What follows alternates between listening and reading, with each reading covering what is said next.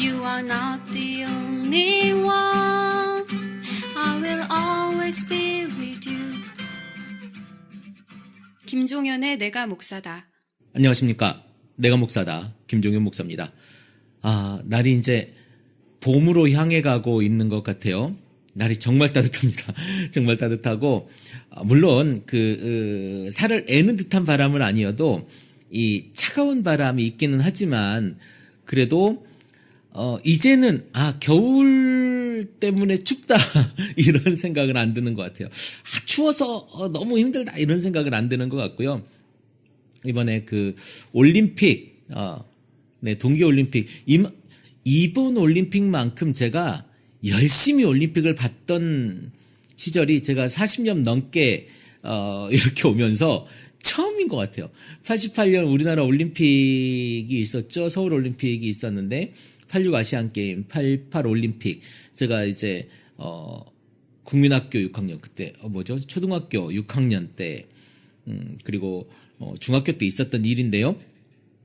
이 일을 보면서도 열심히 봐야겠다. 물론 학생이었기 때문에 그때 볼 수 있는 형편은 아니었으나 어쨌든 월드컵 때도 제 아내 성화가 아니었으면 아마 저는 월드컵도 보지 않았을 그럴 위인이었는데 이번처럼 동계올림픽을 제가 열심히 봤던 적이 사실 거의 없었던 것 같습니다. 예전에 소치나 보면 이제 김연아 선수 정도 제 기억하고요. 이제 쇼트트랙 정도 기억하고 있는데 이번에 다양한 여러 분야에서 두각을 나타내고 열심히 해주신 그런 선수분들 때문에 제가 이번 올림픽 기간이 너무 행복하게 즐거웠다라고 하는 말씀을 먼저 드리고요. 폐막식 있었죠. 폐막식도 너무 좋았습니다. 너무 좋았고 아마 폐막식에 돈을 조금 써가지고 이번에 올림픽이 적자가 안 나느니 이런 이야기들을 한 것 같아요.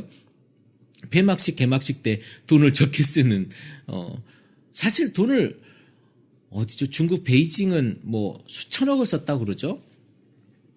소치 때도 근 조 단위에 가까운 돈을 썼다고 하고 뭘 했길래 그랬는지는 모르겠습니다만은 어쨌든 돈을 너무 많이 썼는데 이번에는 상대적으로 저는 그렇게 돈을 많이 쓸 필요는 없다라고 생각하는 사람이긴 하나 어쨌든 상대적으로 돈을 많이 쓰지 않았다 이런 생각이 들고요. 저는 IOC라고 하는 이 조직이 물론 다 좋습니다. 다 좋으나 IOC는 이런 올림픽을 기획하면서 어마어마한 돈을 벌죠. 저는 IOC가 장사를 잘하고 있다 라고 하는 생각이 듭니다. 네, 어쨌든 올림픽은 폐막을 했고요. 그때 열심히 뛰었던 선수들 그리고 온 국민을 기쁘고 즐겁게 해줬던 그 선수들에게 다시 한번 박수와 감사를 드립니다. 오늘 해단식을 했는데요. 그 밝은 모습들 너무 감사하고 이기고 지는 무대 물론 이 금메달과 은메달과 동메달의 차이는 그리고 메달을 따지 못한 선수들의 차이는 엄청난 거죠. 메달과 메달을 못 딴 것 엄청난 거고 선수들 자신들에게도 영광이죠. 메달을 딴다는 건 어마어마한 영광이고요. 그런데 메달을 못 땄다 하여 지금껏 노력해왔던 것이 헛되다라고는 결코 말할 수 없을 것입니다. 여러분들의 그 노력, 그 피땀 흘리는 거 이런 것들은 충분히 박수받아 마땅한 일이다라고 생각을 하고요. 메달을 따신 분들 금메달과 은메달과 동메달 저는 제 아내에게 이런 얘기를 했습니다. 저는 아내와 그 얘기를 많이 하니까 제 아내에게 이런 얘기를 했습니다. 저기에 메달 딴 사람 금메달, 은메달, 동메달 저 사람들은 다 금메달이다. 다 금메달감이다. 조금 못해서 은메달을 따서 못한 사람들, 동메달을 따서 더 못한 사람들 이게 아니고 저 사람들의 노력으로 충분히 금메달을 쌀 수 있음에도 불구하고 여러 가지 그때 상황에 있는 컨디션 이런 것들 때문에 자기 실력을 조금 발휘가 안 됐을 뿐일 것이다. 물론 그것도 실력이었기 때문에 동메달이다, 은메달이다 이렇게 얘기하면 제가 거기에 반박할 만한 논리는 없습니다만은 저는 그분들에게 다 금메달감이고 같이 노력한 것만큼은 최고로 훌륭했다라고 박수 쳐주고 싶은 사람입니다. 열심히 하시잖아요. 여러분 우리나라 뭡니까, 이 훈련하는 거 보십시오. TV에 나오는 거 봐도 엄청나잖아요. 그 훈련량이. 그런 훈련하는 거 보면, 제가 경이로울 정도로, 훈련하지 않습니까? 너무 열심히 하고 하는 것들이 감사하고, 어쨌든 그것 때문에 우리나라가 이번에 최고의 그 메달 수확을 했다라고 하는 것이죠. 그리고 이번 올림픽을 보면서 또 하나, 저는 좀 마음이 안 좋았어요. 어제 폐막식 때 마지막에 보면 그 호돌이도 나오고 살짝 그 TV에는 살짝 나왔는데 저는 그 호돌이가 나오는 장면을 봤는데요. 수호랑하고 호돌이가 같이 등장하는 장면이 있죠. 그러면서 제가 깨달았습니다. 그동안은 제가 깨닫지 못했던 것이었는데 지금 우리 수호랑이 백호죠, 백호.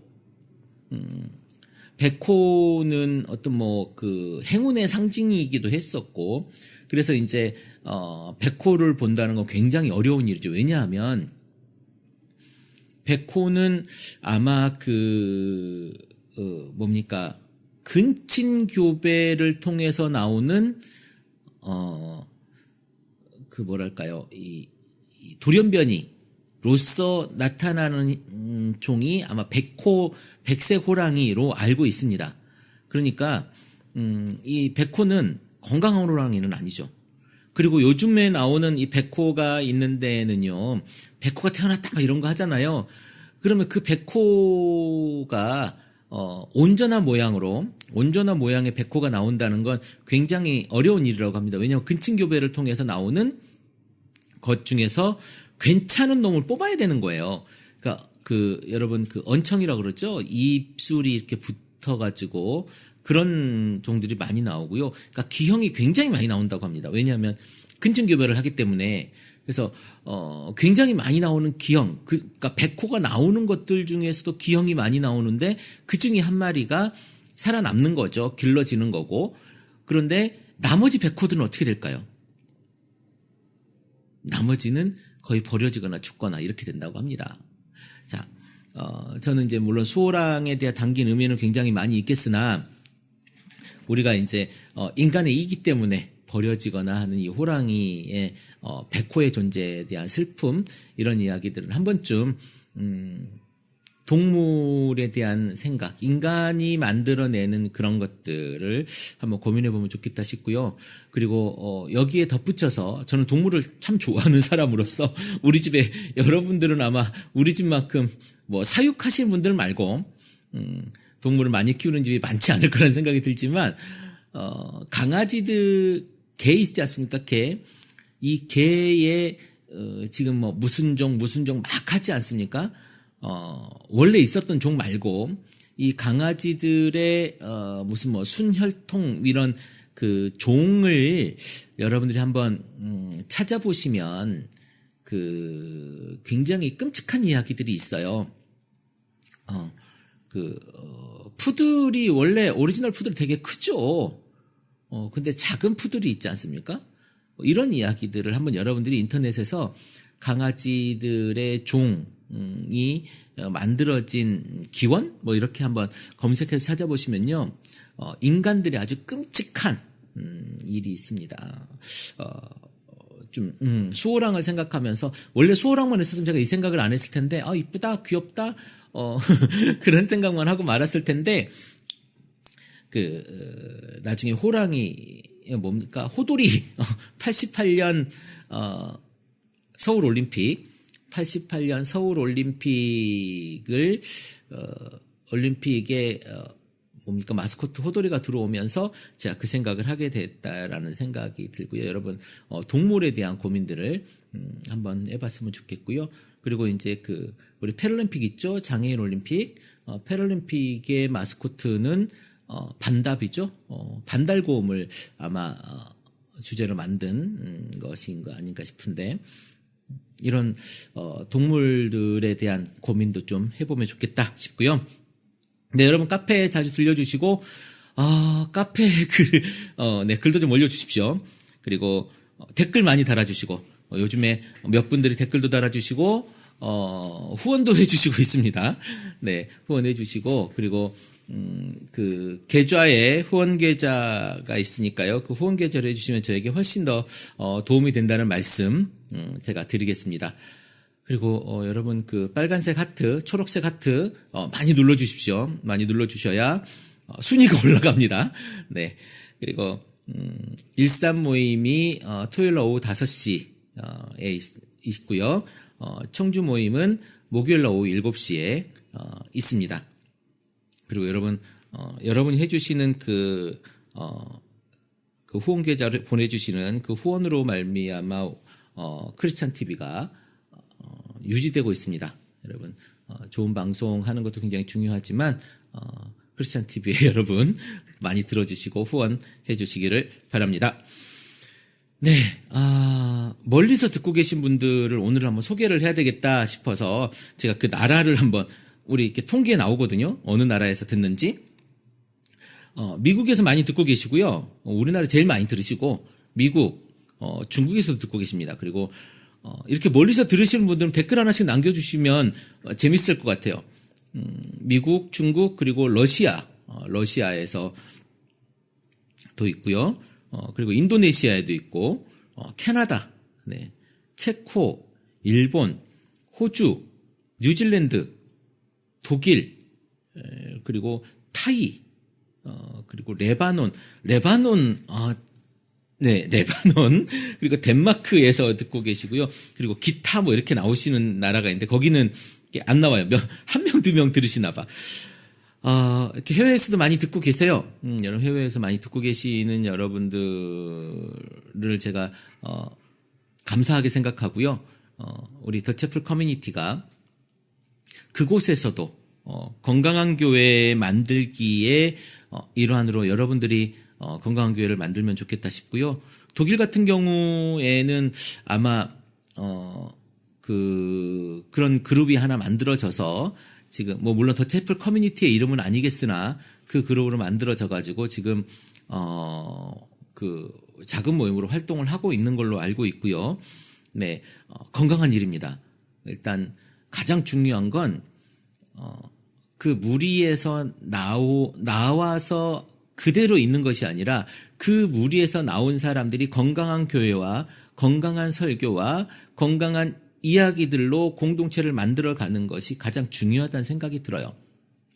네, 오늘은 제가 간단하게 이 얘기가 저는 매번 이 앞에 이 얘기를 하다가 너무 길어졌는데 율법에 대한 이야기, 저는 요즘에 갈라디아서 강해를 지금 수개월째 해오고 있는데요. 갈라디아서 이제 4장 21절부터 저번 주는 그러니까 어제죠. 어제 설교를 했고요. 거기에 이제 율법에 대한 이야기, 사라와 또 하갈 그리고 그 자손에 대한 이야기를 하면서 무엇이 진짜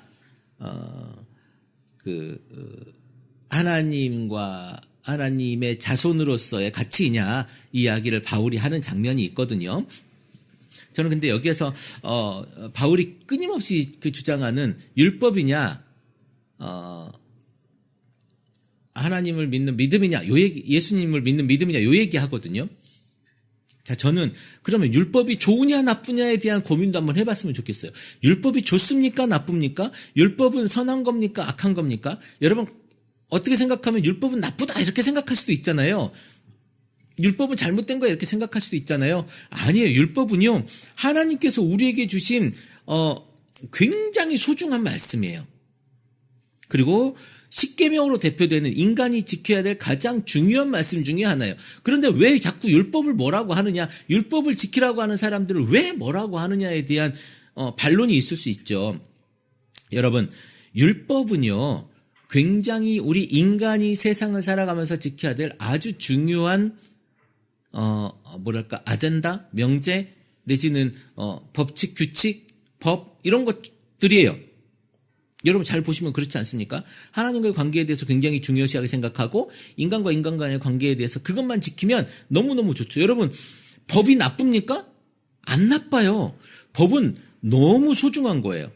그리고 마땅히 지켜야 될 그런 것이에요. 맞죠? 여러분 그렇게 생각하죠. 근데 왜 자꾸 율법을 뭐라고 하느냐? 율법을 뭐라고 하는 게 아니에요. 율법주의를 뭐라고 하는 거죠? 율법주의자를 뭐라고 하는 거예요? 율법을 지키는 걸 뭐라고 하는 게 아니에요. 율법주의자를 뭐라고 하는 거고, 율법을 뭐라고 하는 게 아니라 율법으로 누군가를 정죄하고 그것을 지배하려고 하는 그 사악한 무리들을 뭐라고 하는 거고요. 율법을 가지고 장난치는 이들을 뭐라고 하는 거예요. 그것을 가지고 예수님은 이 독사의 새끼들아라고 이야기를 하고 있는 겁니다. 율법이 문제가 아니고 율법주의가 문제인 거예요.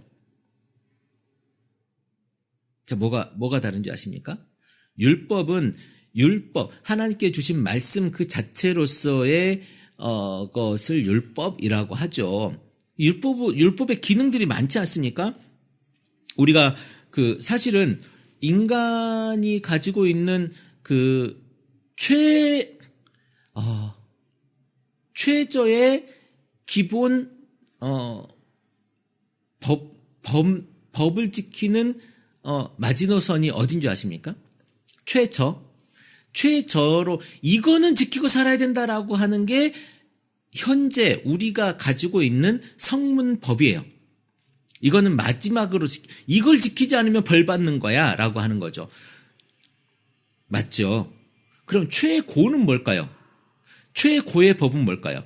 최고의 법은 성경에 나와 있는 저는 율법이라고 생각을 합니다. 그러니까 아주 법으로만 따지면 그렇다는 거예요. 법으로만 따지면. 성경에 있는 그 율법을 지키는 자야말로 완벽하죠. 최저로 어디까지 지켜야 되느냐, 어디만큼은 지켜줘야 되느냐, 우리가 만들어 놓은 그 법만큼은, 그러니까 형사법, 무슨 법 다 있지 않습니까? 그 법만큼은 지켜라 이거예요. 그 법을 지키지 않으면 너는 나쁜 사람이야. 너는 인간도 아니야. 그래서 너는 벌 줄 거야. 이렇게 되는 겁니다. 거기에 이제 양형이라고 하는 게 있어. 이것만은 지켜야 되는데 이걸 지키지 않은 사람 중에 더 많이 나쁜 놈이 있잖아요. 그리고 더 많이 벌 주고 덜 법 주고 이런 거거든요. 기본적으로 우리가 지켜야 돼. 아주 낮게 지켜야 되는 거예요. 그리고 가장 높게 지키는 게 하나님께서 우리에게 주신 율법이라고 하는 겁니다. 그러면 이 율법에 대해서 그럼 율법은 뭐냐? 아주 쉽게 얘기할게요. 율법을 막 이렇게 설명하는 것은 하나도 중요하지 않을 것 같아요. 왜냐하면 율법의 기능이 필요하거든요. 율법은 우리에게 뭘 주시냐? 우리가 죄인인 것을 깨닫게 하는데 사용되어지는 잣대예요. 잣대.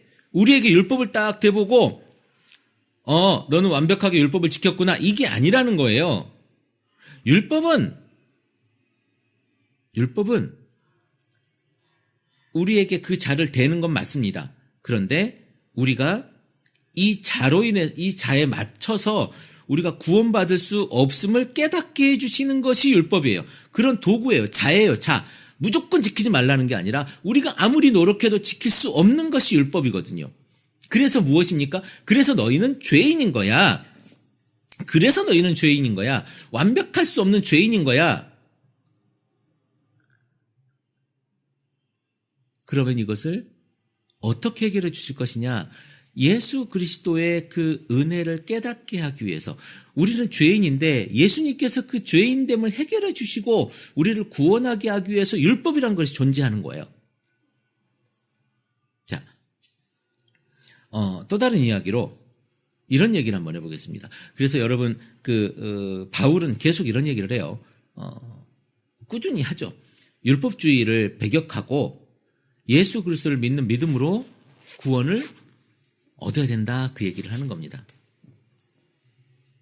여러분 이해하시겠죠? 율법이 나쁜 게 아니고 율법주의가 나쁜 거예요. 율법주의자들이 나쁜 거예요. 그 사람들은 예수님께서도 아주 경멸하시죠. 우린 율법주의자가 아니라 율법을 잘 바라보고 율법이 우리 삶에 얼마만큼의 잣대로 적용되어지는지 우리가 늘 고민하는 그러한 사람들이 되었으면 좋겠습니다. 다시 한번 얘기합니다. 율법을 배격하자는 게 아니에요. 율법주의자가 되지 말자는 거예요. 자, 여러분, 교회가 나쁩니까? 교회주의가 나쁩니까? 여러분, 이런 얘기 어디서 나올까요? 여러분은 지금 교회를 나쁘다고 생각하는 사람들도 있을 거예요. 교회가 나빠, 교회가 나빠. 아니에요. 교회는 결코 나쁘지 않아요. 교회는요, 하나님 말씀으로 모인 그리스도의 성전이죠. 맞습니까? 건물입니까? 아니에요. 자, 여기에서 교회와 교회주의를 구분해야 됩니다. 교회주의는 뭐냐면 우리가 지금 어쩌면 여러분들이 그 안에 있는 그런 것이 교회주의일 수 있어요. 모여서 뭘 해야 되고 교회 건물이 어떻고 목사가 하는 말씀을 순종해야 되고 막 이런 거 있지 않습니까? 평신도와 성직자를 구분하고. 여러분, 왜 제가 평신도라고 하는 말을 싫어하는 줄 아세요? 평신도라고 얘기를 하면 제가 목사가 성직자가 되거든요. 요즘 무슨 목사가 성직자예요. 목사 성직자 아닙니다. 우리 그거 성직자 아니라 얘기하려고 던져버리려고 종교개혁했던 거거든요. 루터가. 우리 성직자 아니에요. 우리는 그냥 목사입니다. 그냥. 그러나 목사라고 하는 직분이 있는 거예요. 이 직분은 뭐와 똑같습니까? 여러분들과 똑같은 자리에 있는 똑같은 레벨의 똑같은 수준의 교인이고요. 성도고요. 저는 이 성도로서 제가 할 수 있고 제가 지금껏 공부해왔던 것을 여러분들과 나누고 함께하는 거예요. 이게 목사의 일이에요. 목사가 성직자가 결코 아니라는 걸 여러분들이 알았으면 좋겠습니다. 다시 한번 제가 얘기하지만 목사는 결코 성직자가 아니에요. 하나님의 종은 더더욱 아닙니다. 하나님의 종은 더더욱 아니고 어떤 분은 하나님의 사자님 얘기하시는데 하나님의 사자님도 더더욱 아니에요. 여러분 진짜를 알아야 진짜를 하죠. 여러분 진짜를 좀 공부하십시오. 진짜가 뭔지 좀 보십시오. 제가 정말 안타까운 거예요. 제가 더채플 커뮤니티 자꾸 뭐 하자고 하잖아요. 여러분들 보고 모여서 우리 더채플 커뮤니티 하자고 하잖아요. 왜 하자고 할 것 같습니까? 우리 진짜 한번 해보자고 하는 거죠. 제가 생각하는 진짜가 있고 여러분들이 생각하는 진짜가 있을 거 아닙니까? 이거 한번 묶어가지고 비벼가지고 딱 내놓으면 군더더기 빼고 진짜가 나올 것 같아요. 저는. 그래서 여러분들하고 진짜 한번 해보자고 제가 이렇게 역설하는 거예요. 여러분 진짜 한번 해보자고. 일산에 계신 분들 한번 모여보시고 청주 쪽에 중부권에 계신 분들 한번 모여보시고 서울에 계신 분들 한번 모여보시라는 거예요. 우리 진짜 한번 해보자고. 그거예요. 진짜 교회 한번 해보자고. 진짜 그리스도인의 삶으로 예배드리는 모습으로 하루하루를 살아가는 사람들의 모임을 한번 만들어 보자고. 근데 연락이 없네. 네. 그래요. 오늘은 율법은 과연 좋은 것인가 나쁜 것인가, 교회는 좋은 것인가 나쁜 것인가를 한번 이야기했습니다. 여러분, 교회가 좋은지 나쁜지에 대한 것, 교회가 나쁜 게 아니에요. 결코 단연코 교회가 나쁜 게 아닙니다. 교회주의가 나쁜 거고 교권주의가 나쁜 거고 그런 거예요. 여러분, 교회 안에 매몰되어 있고 교회 건물에 무엇을 해야 되고 하는 이런 것들을 버리시고 정말 건강한 교회를 고민하는 여러분들이 되기를 기도해 봅니다. 세계 여러 곳에서 들으시는 여러분들, 제가 썩 재밌는 방송은 못하지만 건강한 교회를 만들고자 하는 방송을 만들기 위해 노력하고 있습니다. 여러분, 저를 위해 기도해 주시고 함께 해 주신다면 제가 조금 더 힘을 얻고 여러분들과 더 건강한 이야기를 많이 나눌 수 있지 않을까 싶습니다. 그리고 우리 이제 종교 방송이 많이 혼탁해져 가고 있는데요. 이단 방송들을 제치고 우리가 좀 건강한 기독교 콘텐츠들이 좀 위로 올라가서 많은 사람들에게 보여줄 수 있다면 좋을 것 같아요.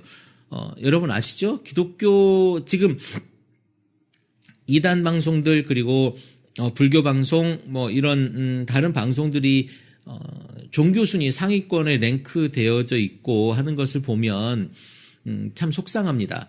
왜냐하면